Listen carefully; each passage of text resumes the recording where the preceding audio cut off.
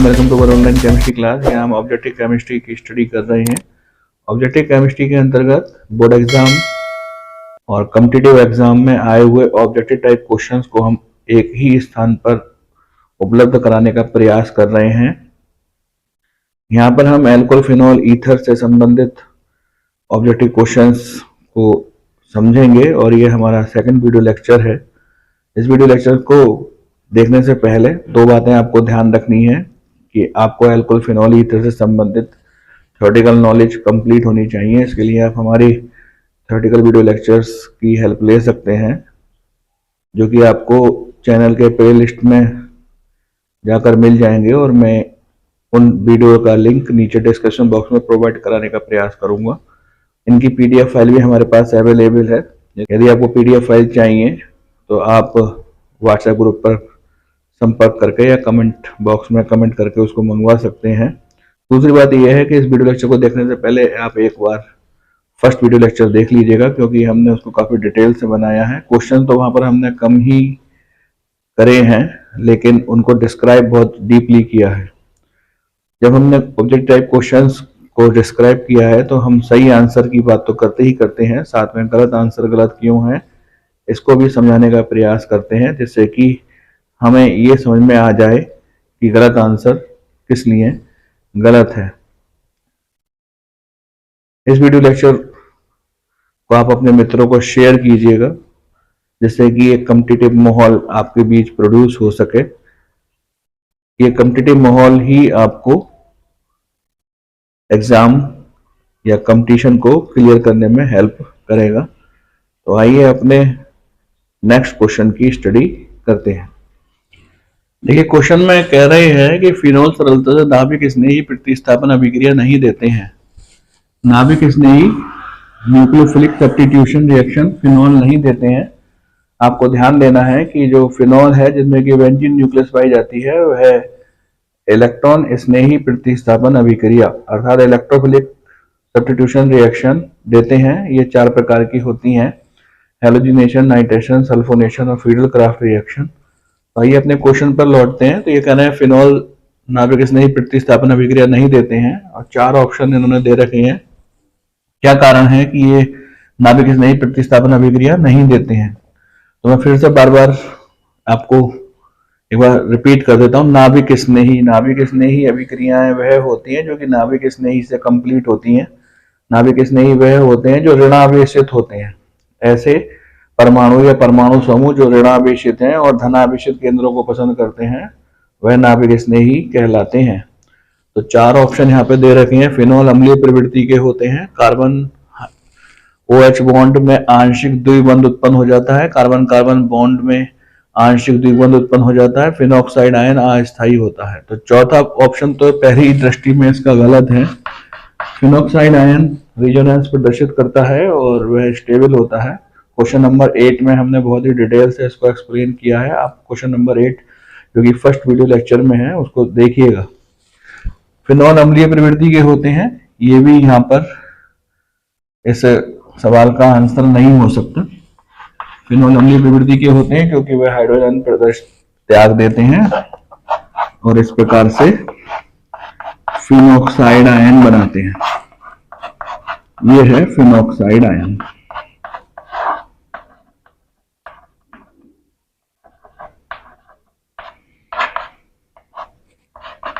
ये phenoxide ion.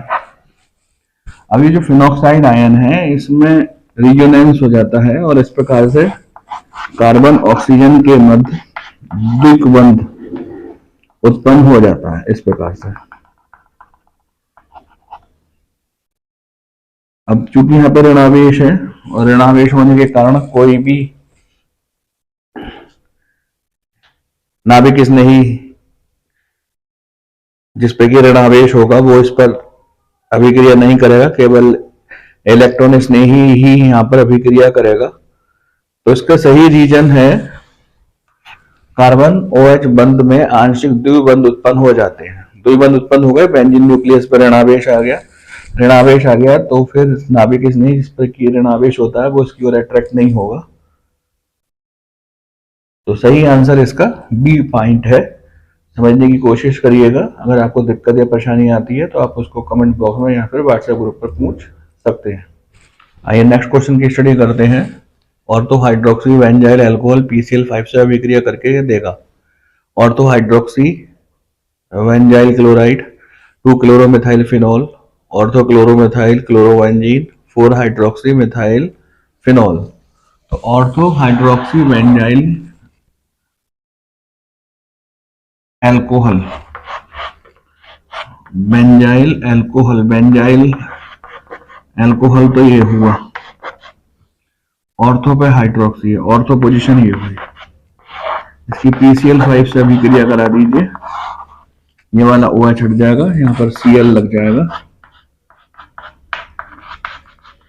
CH2Cl, reaction balance कर दीजिए, HCl POCl3, ये बना 2 क्लोरो, 2 कैसे बोलेंगे इसको, 1 इस वाले को और 2 इस वाले को,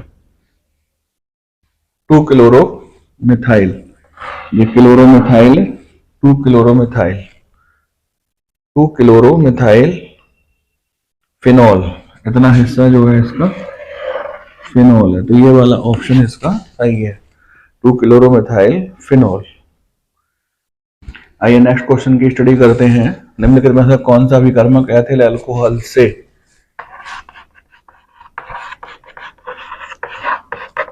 एथिल क्लोराइड नहीं देगा।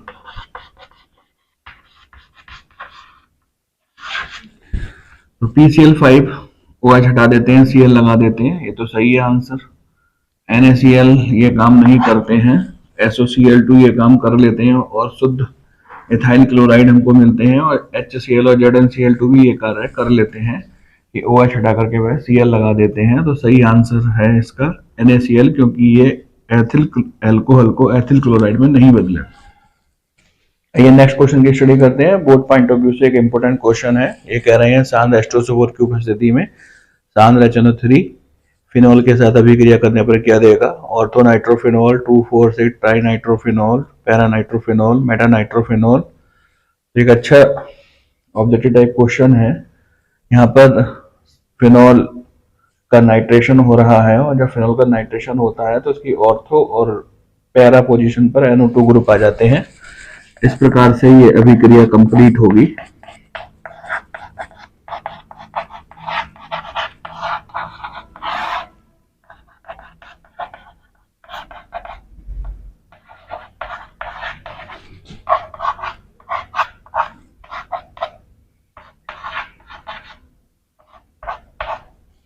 यहाँ पर ऑर्थो पर NO2, ये भी एक ऑर्थो है, और पैरा पर NO2।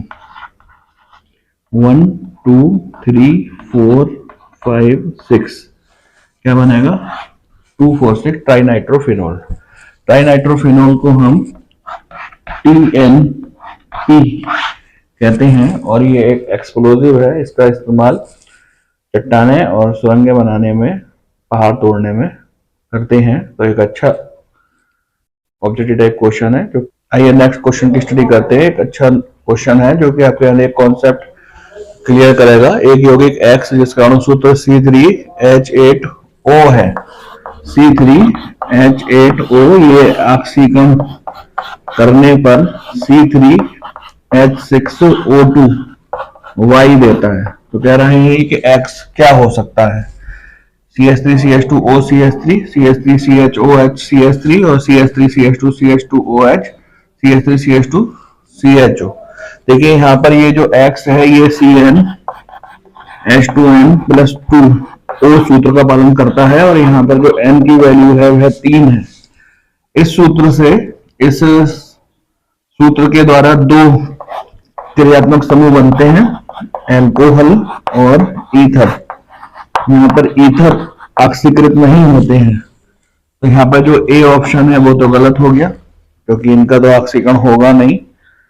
और जो D ऑप्शन है वह C3H8O सूत्र का पालन नहीं करता है, क्योंकि इसका अणु सूत्र बनता है C3H6O। तो यहाँ पर जो D है वह ऑप्शन भी गलत है। या तो B ऑप्शन सही होगा या फिर सी ऑप्शन सही होगा। अब यहाँ पे जो बी है वो 2 डिग्री मोनो एल्कोहल है, 2 डिग्री मोनो एल्कोहल, और जो सी है वह 1 डिग्री मोनो एल्कोहल है। जो 1 डिग्री मोनो एल्कोहल होते हैं वह ऑक्सीकृत होते हैं एल्डिहाइड में, और एल्डिहाइड ऑक्सीकृत होते हैं कार्बोक्सिलिक में, कार्बोक्सिलिक में ऑक्सीकृत होते हैं। कार्बोक्सिलिक, इनका सामान्य सूत्र होता है COOH।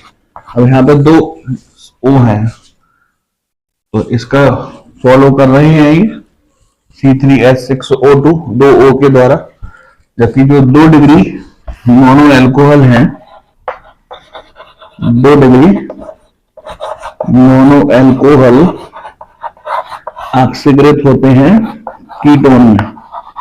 कीटोन में तो 1 ऑक्सीजन होता है, तो यहाँ पर तो 2 डिग्री मोनो एल्कोहल इसका आंसर नहीं होगा। यहाँ पर जो सही आंसर होगा वह सी होगा। यहाँ पर जो एक्स होगा वो इस प्रकार से CH3 CH2 CH2OH होगा।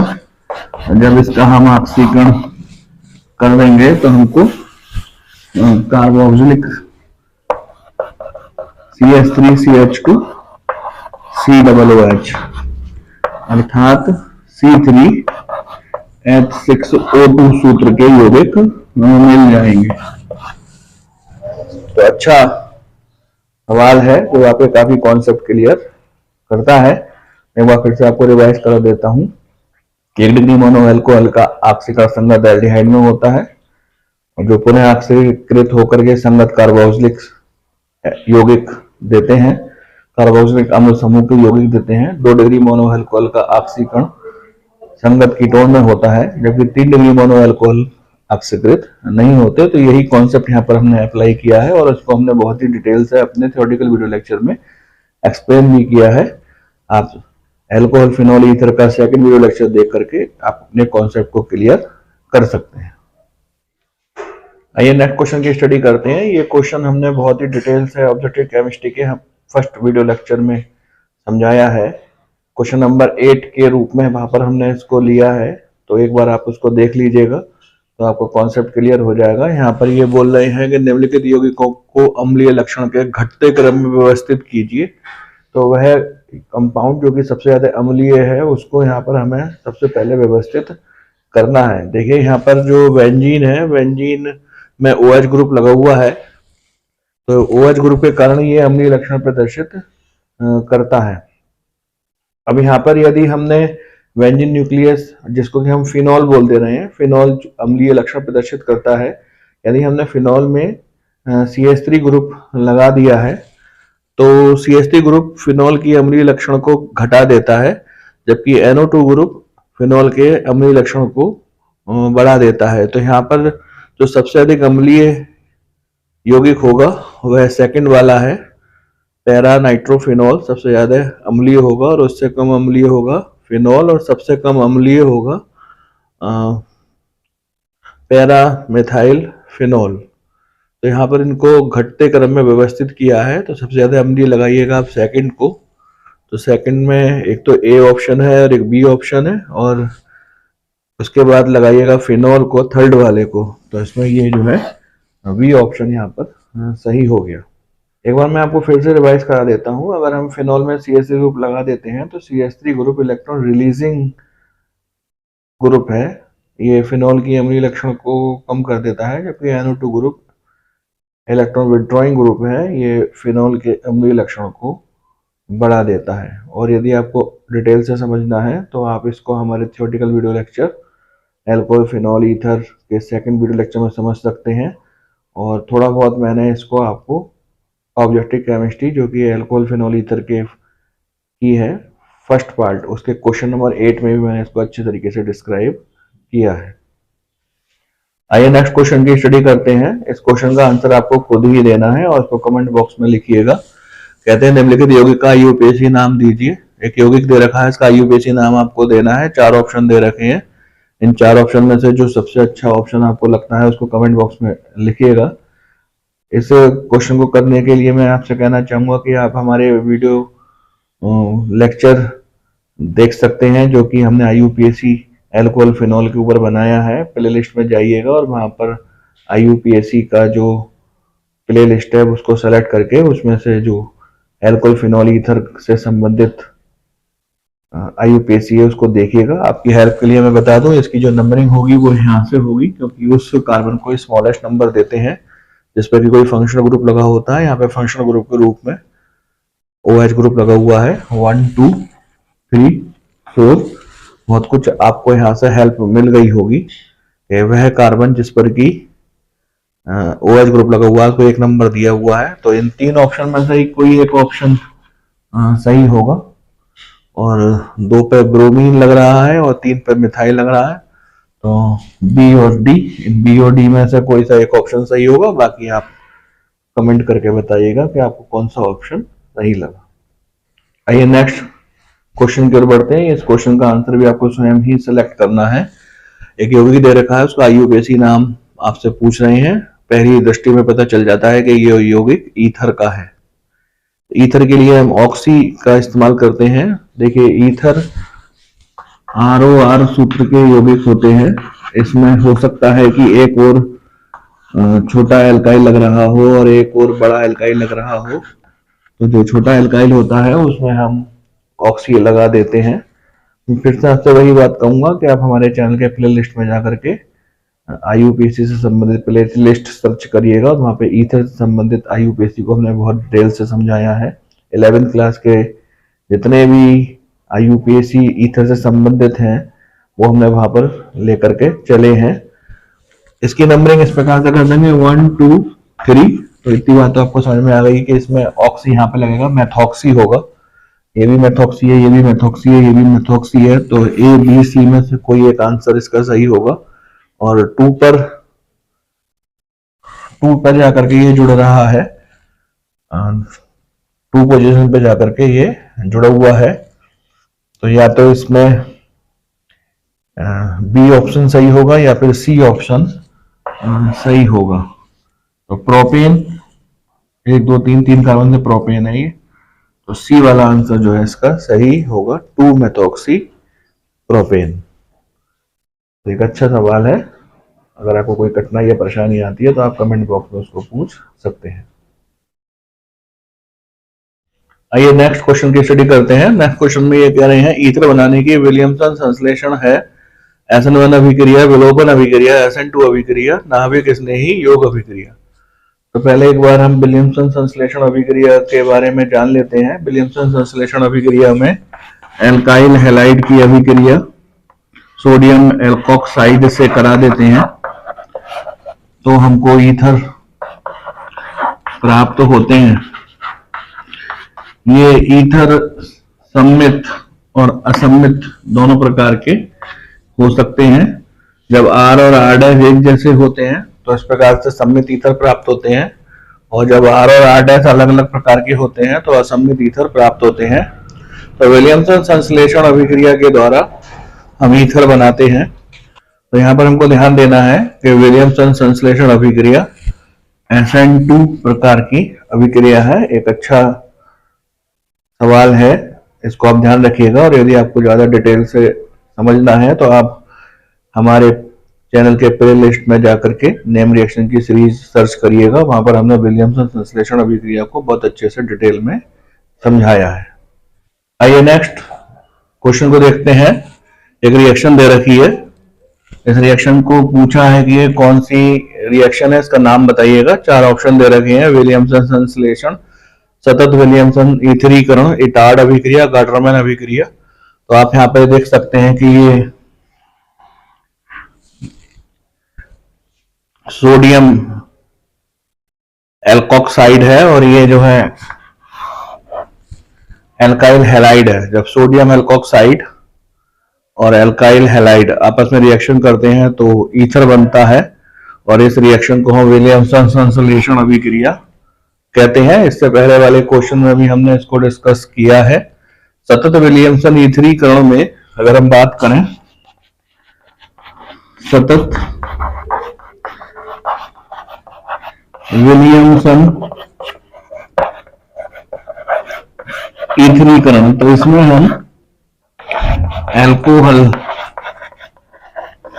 यहां पर मैंने एथिल एल्कोहल ले लिया है 140 डिग्री सेंटीग्रेड ताप पर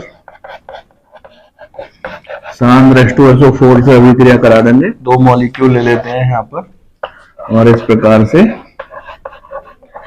सम्मिलित ईथर हमको प्राप्त होंगे। वाटर मॉलिक्यूल निकल जाएगा। ये जो वाटर मॉलिक्यूल है ये सांद्र H2SO4 को तनु कर देता है और थोड़ी देर के बाद अभिक्रिया की गति मंद हो जाती है। तो इस रिएक्शन को हम सतत विलियमसन ईथरीकरण अभिक्रिया कहते हैं। समय समय पर यहाँ पर हमको सांद्र H2SO4 इस्तेमाल करना होता है। तो यहाँ पर एक इंपोर्टेंट क्वेश्चन बनता है कि जो सतत ईथरीकरण अभिक्रिया होती है वहां पर हम सांद्र H2SO4 को समय समय पर प्रयुक्त करते हैं, उसकी मात्रा हमें यहाँ पर मिलानी पड़ती है।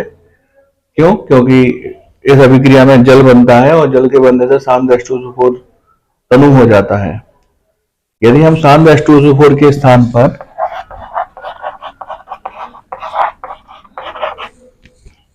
बेंजीन सल्फोनिक अम्ल इस्तेमाल करते हैं तो हमको समय समय पर सांद्र H2SO4 मिलाने की आवश्यकता नहीं होती है, क्योंकि ये जो बेंजीन सल्फोनिक अम्ल है ये सांद्र H2SO4 के स्थान पर बहुत अच्छे तरीके से कार्य करता है। तो 2 क्वेश्चन आपको यहाँ पर क्लियर हुए। विलियमसन संश्लेषण अभिक्रिया क्या होती है और सतत विलियमसन संश्लेषण ईथरीकरण क्या होता है। सतत विलियमसन संश्लेषण ईथरीकरण में सांद्र H2SO4 की इंपॉर्टेंस कम क्यों है और बेंजीन सल्फोनिक अम्ल की इंपॉर्टेंस अधिक क्यों है। तो ये 2-3 बातें यहाँ पर आपको क्लियर हुई। आइए इटार्ड अभिक्रिया और काटरमैन अभिक्रिया के बारे में समझने का प्रयास करते हैं। देखिए, इटार्ड अभिक्रिया में हम टोलिन का ऑक्सीकरण करते हैं। CH2 सॉल्यूशन में हम क्रोमिल क्लोराइड के द्वारा ऑक्सीकरण करते हैं तो टोलिन वेंजल्डिहाइड में परिवर्तित हो जाता है। तो यहाँ पर जो ऑक्सीकारक के रूप में हम इस्तेमाल कर रहे हैं वो है क्रोमिल क्लोराइड। गाटरमैन अभिक्रिया को समझते हैं। गाटरमैन अभिक्रिया और गाटरमैन संश्लेषण अभिक्रिया ये 2 भिन्न अभिक्रियाएं हैं जिनको बहुत ही डिटेल से हमने अपने नेम रिएक्शन की वीडियो सीरीज में समझाया है। इसको आप देख करके लाभ प्राप्त कर सकते हैं। गाटरमैन अभिक्रिया में हम बेंजीन की अभिक्रिया HCN HCl सॉल्यूशन में एनहाइड्रस AlCl3 की प्रेजेंस में कराते हैं तो बेंजीन न्यूक्लियस में CHO ग्रुप उत्पन्न हो जाता है। यहाँ पर NH4Cl बनेगा। तो मैंने यहाँ पर आपको गाटरमैन अभिक्रिया को बहुत डीपली और शॉर्ट में समझाने का प्रयास किया है कि क्या इसकी इंपॉर्टेंस है। हम अपने सवाल की ओर बढ़ते हैं जिसमें कि हमने पूछा है कि निम्नलिखित अभिक्रिया का नाम बताइए।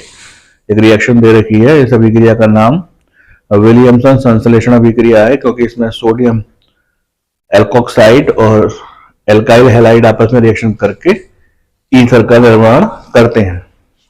आइए नेक्स्ट क्वेश्चन को समझते हैं। एक अच्छा इंपोर्टेंट क्वेश्चन है। ये कह रहे हैं कि ईथर में द्विध्रुव आघूर्ण पाया जाता है या ईथर द्विध्रुव आघूर्ण प्रदर्शित करता है। 4 ऑप्शन दे रखे हैं। ईथर का CO बॉन्ड अध्रुवीय है, ईथर का CO बॉन्ड ध्रुवीय है, ईथर का CC बॉन्ड अध्रुवीय है, ईथर का CC बॉन्ड अध्रुवीय है। तो देखिएगा ईथर जो होते हैं उनका सामान्य सूत्र ROR होता है और इनमें इस प्रकार से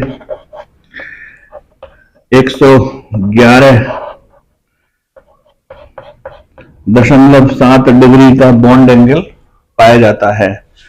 क्योंकि ये बंधन कोण 111.7 डिग्री का है, इस प्रकार से ये लीनियर नहीं है, रेखीय नहीं है। अर्थात ये वाला जो कोण है वो 180 अंश नहीं है, ऐसा नहीं है, बल्कि ऐसा है।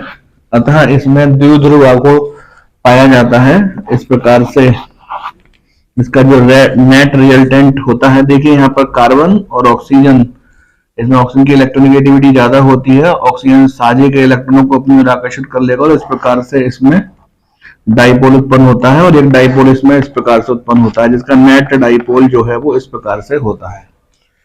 तो यहाँ पर जो सही ऑप्शन होगा वो बी पॉइंट होगा कि ईथर में जो CO बॉन्ड है वह ध्रुवीय है। ध्रुवीय होने के कारण ईथर ध्रुवीय द्विध्रुव आघूर्ण प्रदर्शित करता है। आइए नेक्स्ट सवाल को समझते हैं। ईथर तथा एल्कोहल का क्वथनांकों में अधिक अंतर है। देखिएगा, ईथर और एल्कोहल दोनों एक ही समान सूत्र प्रदर्शित करते हैं। ऑक्सीजन की वैलेंसी 2 होती है, संयोजकता 2 होती है।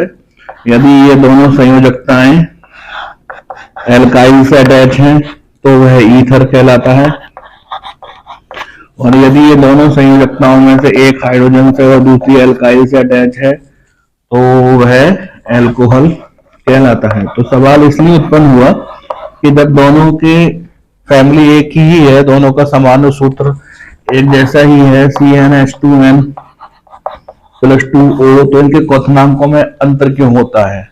एल्कोहल का जो क्वथनांक होता है BP वो अधिक होता है। ऐसा क्यों है? तो ऐसा इसलिए है कि जो एल्कोहल होते हैं वह हाइड्रोजन बंध बना लेते हैं, और हाइड्रोजन बंध बनाने के कारण इनकी जो स्ट्रेंथ है वह बढ़ जाती है। देखिएगा, यहाँ पर जो हाइड्रोजन का परमाणु है, 2 अधिक विद्युत ऋणात्मक परमाणुओं O के बीच में आ गया है। तो ये यहाँ पर डॉटेड लाइन से हम इसको शो कर रहे हैं, हाइड्रोजन बॉन्ड बना लिया। इससे इसका अट्रैक्शन या आकर्षण में वृद्धि हो जाती है। आकर्षण में वृद्धि हो जाएगी तो बॉइलिंग पॉइंट में भी वृद्धि हो जाएगी, क्वथनांक में भी वृद्धि हो जाएगी। तो इसका सही आंसर है, एल्कोहल में हाइड्रोजन बंध पाया जाता है। दूसरी ओर अगर हम ईथर की बात करें तो ईथर हाइड्रोजन बंध नहीं बना पाते हैं, क्योंकि यहाँ पे हाइड्रोजन बॉन्ड नहीं बन रहा है, ईथर हाइड्रोजन बॉन्ड नहीं बना पा रहा है, इसलिए उसका जो क्वथनांक है वह एल्कोहल से थोड़ा सा कम होगा। आइए नेक्स्ट क्वेश्चन की स्टडी करते हैं। एक अच्छा क्वेश्चन है, एक रिएक्शन दे रखी है और कहते हैं कि इस रिएक्शन के उत्पाद क्या होंगे। 4 ऑप्शन दे रखे हैं। देखिए यहाँ पर ये फिनॉल के साथ, बेंजीन के साथ OR है और HX रिएक्शन हो रही है। यहां पर इस प्रकार से फिनॉक्साइड आयन बनेगा, ऐसे करके।